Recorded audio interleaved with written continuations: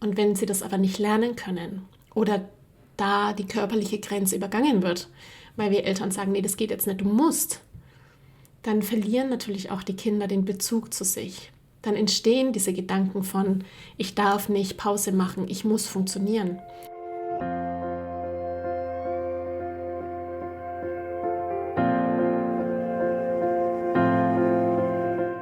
Hallo und herzlich willkommen bei Loslassen und gemeinsam wachsen, deinem Podcast rund um bewusste und bedingungslose Elternschaft. Mein Name ist Manuela Festel, ich bin Mama, Mutmacherin und vor allem Mentorin für achtsame Kommunikation und gewaltfreie Konfliktlösung mit Kindern. Und genau darum geht es auch hier in diesem Podcast.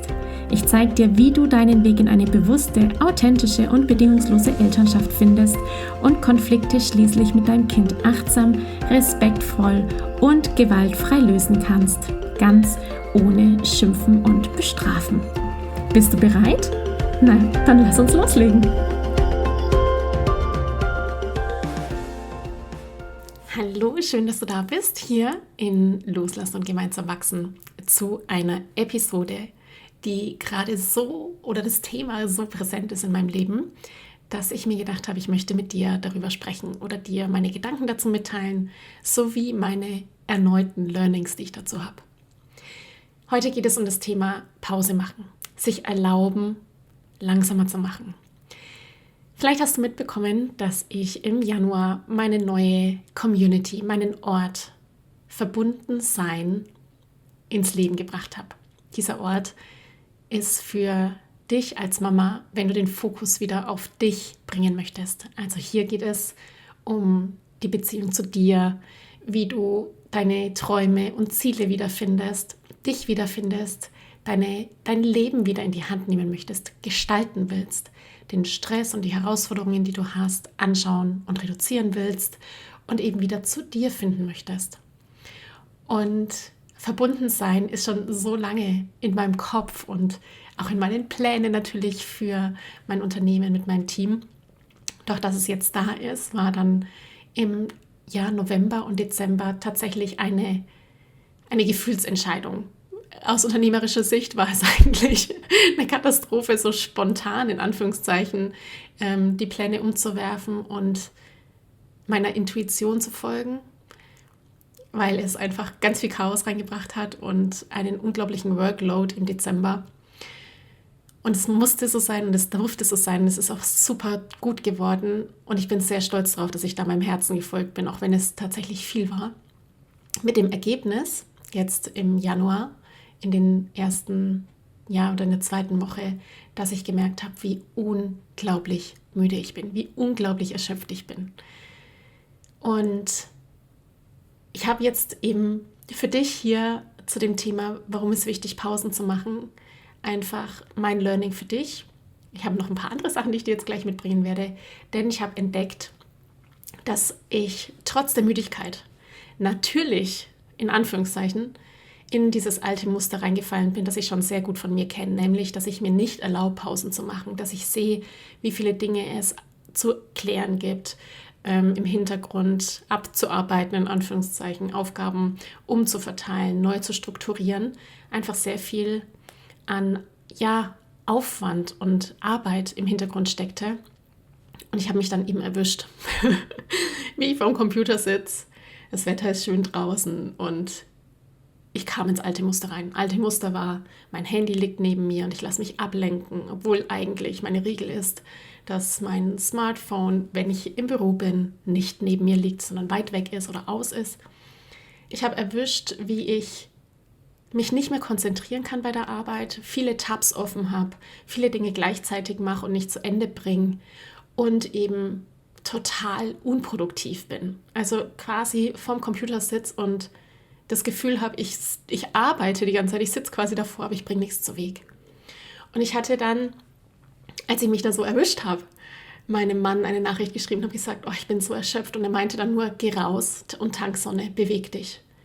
Und ich dachte mir so, oh Gott, ich weiß es doch eigentlich selber. Ich weiß es so sehr, aber ich habe den Impuls, diesen Katalysator von außen gebraucht, mich daran zu erinnern, um aus meinem alten Muster, nämlich dieser Idee, wenn ich am Computer bin und viele Dinge gleichzeitig mache, dann bin ich irgendwie produktiv, eben auf die Schliche zu kommen.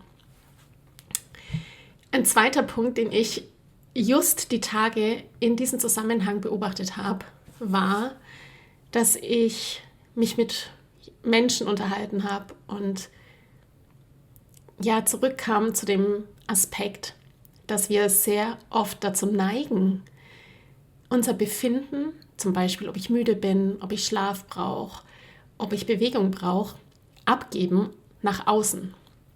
Das ist mir konkret aufgefallen, mal wieder in einem Gespräch, wo es darum ging, dass dieser Tracker, es gibt ja so Tracker, die man Schritte-Tracker und Befindlichkeitstracker, so Uhren, die einem alles Mögliche anzeigen. Ich habe auch so eine, wenn ich joggen gehe natürlich, habe ich auch so eine super praktische digitale Uhr, die einem alles Mögliche anzeigt. Und als diese Tracker vor vielen Jahren ganz modern waren und ganz viele Menschen das dann hatten, um auch dann ihren Schlafrhythmus zu beobachten und so, da bin ich das erste Mal mit dem Thema in Berührung gekommen und dachte mir, warum eigentlich brauche ich? Und ich meine das nicht wertend oder verurteilen, sondern einfach, um dieses Bewusstsein zu schärfen. Warum brauche ich eine Uhr, die mir sagt, ob ich heute genug Schritte gelaufen bin? Warum brauche ich ein Gerät, das mir sagt, ob es mir gut geht? Oder sogar, was es ja auch gibt, Apps, die einem sagen, wie man sich fühlt. Und wenn wir im Prinzip an diese Geräte im Außen, was auch immer es ist, und da gibt es ganz viele verschiedene dazu, diese Geräte im Außen uns unser Wohlbefinden sagen, uns sagen, wie es uns geht, die Waage, die uns sagt, ob wir zu dick sind zum Beispiel, ja, die dann eine Zahl angibt und sagt, schau, das ist jetzt die Zahl, 65 Kilo oder so, und wir daraus dann schließen, dass wir zu dick werden und abnehmen müssen, zum Beispiel. Wenn wir diese Verantwortung für unser Wohlbefinden nach außen abgeben, dann fehlt uns auch eine wichtige Sache, und da komme ich jetzt im Laufe dieser Episode hin, nämlich das, was wir brauchen, die Verbindung zu uns selbst.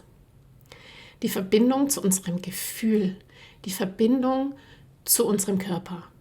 Das war einmal bei mir ganz deutlich, ich war müde oder ich hatte sehr müde Tage, erschöpfende Tage und habe von lauter alten Muster und Denkweisen, die hier die Leistungsgesellschaft in mir, also der Leistungsgedanke in mir, mit dem ich auch aufgewachsen bin, zutage gebracht hat, nämlich ich muss arbeiten und viel schaffen und wer viel macht, schafft viel. Also da kommen ja ganz viele Glaubenssätze hoch, einfach sich wieder gezeigt hat, statt dass ich höre, was mein Körper gerade braucht, dass ich spüre, ich bin müde und ich erlaube mir jetzt die Pause, ich erlaube mir den Schlaf, ich erlaube mir es, abends mit den Kindern ins Bett zu gehen um 9 statt nochmal bis um 12 zu sitzen. Und gleichzeitig eben dieses Abgeben der Verantwortung meines Empfindens nach außen. All das führt dazu, dass wir, wenn wir das nicht hören, einfach in eine große Sache reinrutschen, nämlich in den Dauerstress, in die Dauerbelastung, die wir ja gerade eben nicht wollen. Lass uns mal da nochmal einsteigen zum Thema Leistungsgesellschaft und Leistungsgedanken, der uns trimmt und der Nichtverbundenheit zu uns selbst. Bei mir, wie gerade erzählt, ist es tatsächlich immer wieder der so in Etappen aufblinkende Gedanke, ich muss viel machen, ich muss viel schaffen und ich erlaube mir dann nicht die Pause oder ich habe mir dann die Pause mal wieder nicht erlaubt. Also es ist wirklich so ein immer wiederkehrendes Thema, das ich so peu à peu auflösen darf. Wenn wir natürlich denken, wir wären effektiv, wenn wir viel schaffen und Tischschuhe ohne Pause arbeiten, dann kann ich dir verraten, ist das tatsächlich schon mal ein ganz großer, nicht dienlicher Glaubenssatz. Denn es gibt unfassbar viele Studien dazu, darüber, was mit uns passiert, wenn wir über unsere Grenze gehen, über unsere körperliche Grenze. Das heißt, wir haben Stress, der zeigt sich in hormonellen Werten, der zeigt sich in Müdigkeit, der kann bis zum Burnout gehen. Und vor allem wissen wir auch durch ganz viele Studien, dass genau dieser Stress und dieser Gedanke, viel zu tun, um produktiv zu sein, sprich 6 Stunden am Tag vorm Computer zu sitzen oder zu arbeiten oder 8 Stunden Tischschuhe ohne Pause, eben genau das Gegenteil bewirkt, nämlich das Gegenteil von Produktivität und Effektivität. Da ein kleiner Einblick für dich, denn das finde ich immer so spannend, wenn wir dann sehen, aha, so funktioniert unser Körper denn wirklich. Es gibt Studien, die zeigen, dass unser Gehirn unter Dauerbelastung ermüdet. Und zwar unser präfrontaler Kortex kommt zu einer mentalen Ermüdung. Cognitive Fatigue heißt das, wenn wir einfach intensiv arbeiten. In unserem Gehirn gibt es ein Netzwerk, das aktiv ist und als Default Mode Network bekannt ist.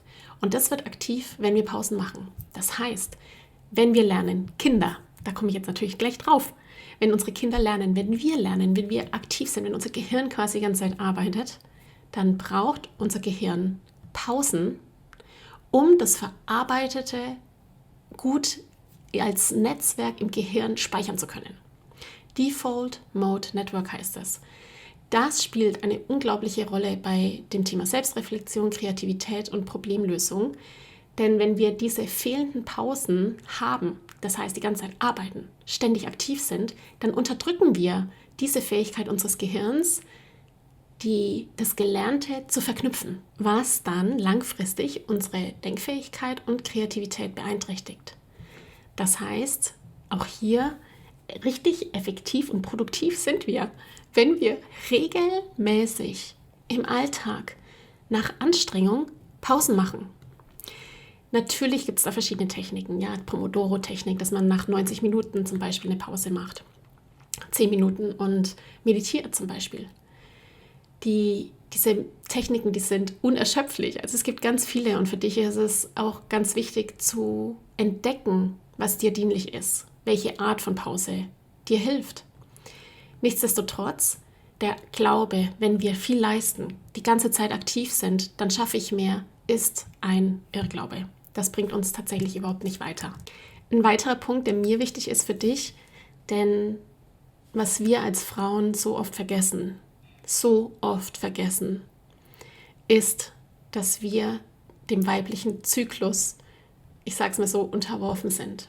Wir sind als Frauen zyklische Wesen und aufgrund dieses Wunders, das wir geben können, unser Körper ist ein Wunderfeuerwerk. Dein Körper ist ein Wunderfeuerwerk, denn du kannst Leben in dir hervorbringen.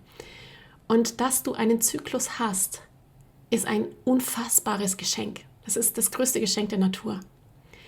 Dieser Zyklus bedingt, dass du automatisch in den 4 Wochen deines Zykluses Zeiten hast, in denen du energiereich bist, in denen du viel leisten kannst, in denen du wahnsinnig produktiv bist. Es gibt auch natürlich Wochen, in denen du dich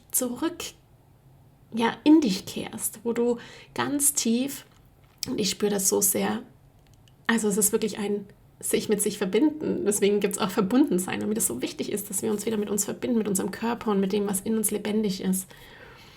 Dieses Wissen zu haben, in der Zeit, wo ich in den Rückzug gehe, wo ich in mich kehre, da haben wir eine wahnsinnige Verbindung zu dem, was gut läuft, was weniger gut läuft, wo unsere Träume nicht gerade oder den Weg finden, den wir gerne hätten. Also es gibt einfach Zeiten, in denen wir energiereich und energiearm sind, sage ich mal, auf verschiedensten Ebenen.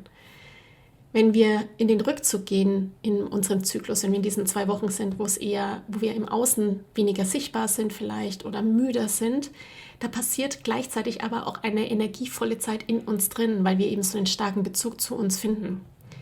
Und das sich zu erlauben, das wünsche ich mir für unsere Gesellschaft so sehr, dass wir dieses Geschenk der Weiblichkeit in uns entdecken, dass wir erkennen, es gibt wahnsinnige, starke Zeiten, wo ich im Außen aktiv bin, wo ich lange und viel schaffen kann und produktiv bin und mir das gar nichts ausmacht, es alles so leicht geht.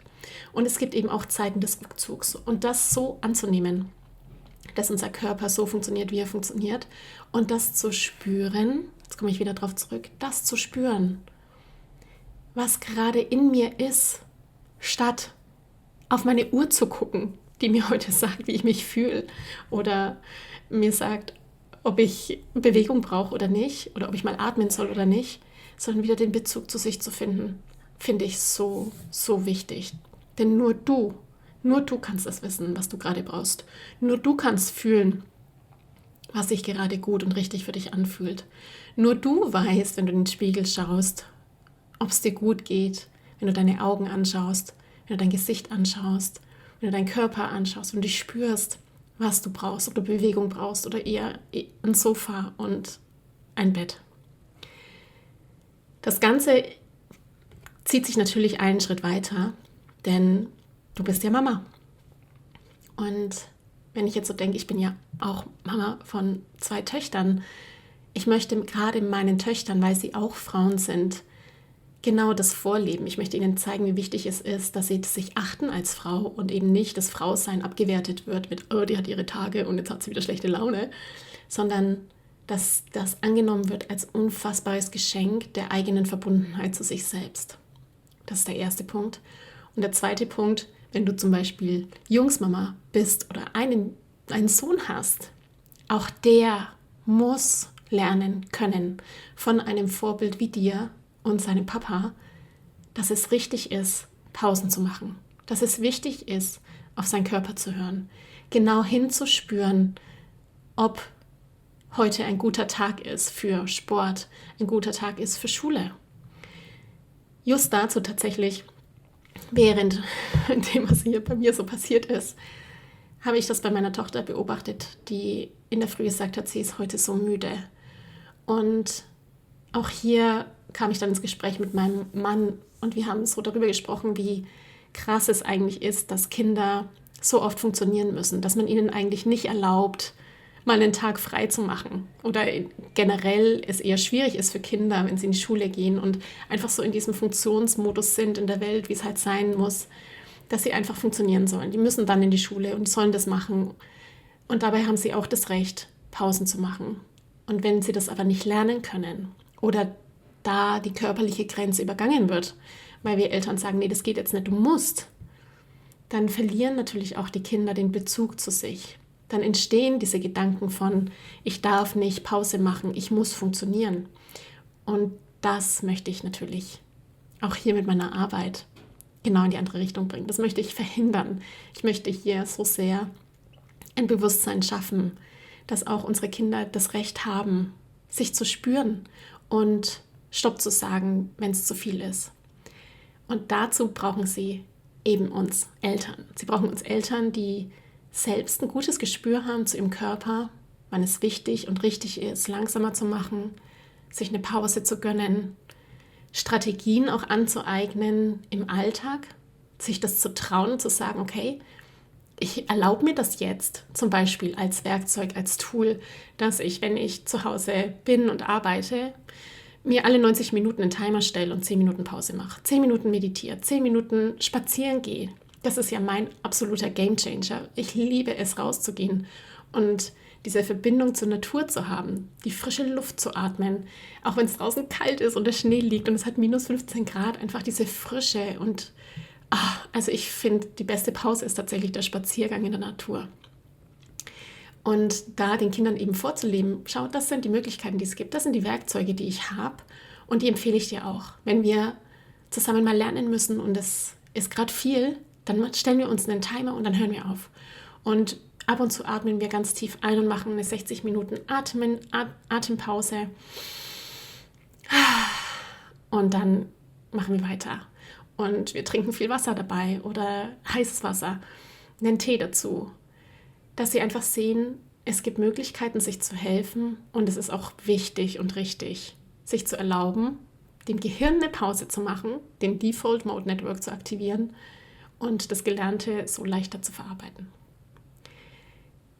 Ja, das war es auch heute schon direkt mit meiner Episode, die eigentlich mehr ein friendly Reminder für dich ist, dir zu erlauben, Stopp zu sagen, dir deine Grenzen gut zu spüren und vor allem peu à peu dich wieder mehr mit dir zu verbinden, mit deinem Sein, mit deinem Gefühl, mit deinen Bedürfnissen, mit deinen Träumen und Zielen. Und all das, da leite ich dich natürlich auch an in meiner neuen Community, in Verbundensein. Wenn du mehr darüber erfahren magst, dann klick gerne in den Shownotes oder schreib mir eine Nachricht und dann erfährst du mehr dazu. Ich wünsche dir eine gute Woche, eine effektive, produktive Woche, was auch immer es für dich bedeutet, mit vielen Pausen mit einem ehrlichen, authentischen Sein und einer ganz tiefen Verbindung zu dir selbst. Mach's gut und bis nächste Woche. Ciao, ciao. Ich danke dir von ganzem Herzen, dass du dir heute Zeit genommen hast, diese Podcast-Folge anzuhören. Wenn du noch mehr Impulse, Ideen oder Inspirationen auf deinem ganz persönlichen Weg zur bewussten und bedingungslosen Elternschaft suchst, dann abonniere unbedingt meinen Newsletter oder du folgst mir auf Instagram, Facebook oder Telegram. Wenn dir die Folge gefallen hat, freue ich mich natürlich riesig über einen Kommentar und natürlich, wenn du die Folge bei deinen Freunden und Freundinnen teilst und meinen Podcast abonnierst. Jetzt wünsche ich dir aber alles Gute. Wir hören uns sicherlich bald. Viele liebe Grüße. Ciao, ciao.